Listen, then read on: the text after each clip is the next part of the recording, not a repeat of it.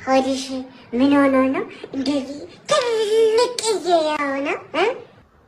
አይ አንተ እርጉዝ ነኝ። እርጉዝ ማለት ምን ማለት ነው? ልጅ ነው ልጅ። እንዴት አድርገሽ ነው ልጁን ሆድሽ የከተትሽው? ባሌ ለኔ ሰጠኝ፣ ለባሌ ደግሞ ፈጣሪ ሰጠው። እንዴ እንደዛ ነው። እሺ ባልሽ ፈጣሪን አግኝቶታል እንዴ? ሰማይ ላይ ሄደው?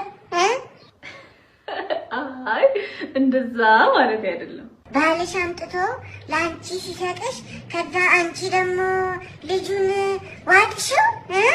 ውይ በጣም ጥቂት ትጠይቃለህ፣ ጥቂት ታበዛለህ። ሂድ እሺ፣ ተጫወት ተጫወት።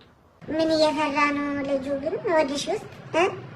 በቃ ሂድ እሺ፣ ሂድ በቃ እናቱ ጋር ሂድና ተጫወት እሺ። እኔ እኮ አውቃለሁ ልጁን ውጠሽው ነው፣ ልጁን ውጠሽው ነው።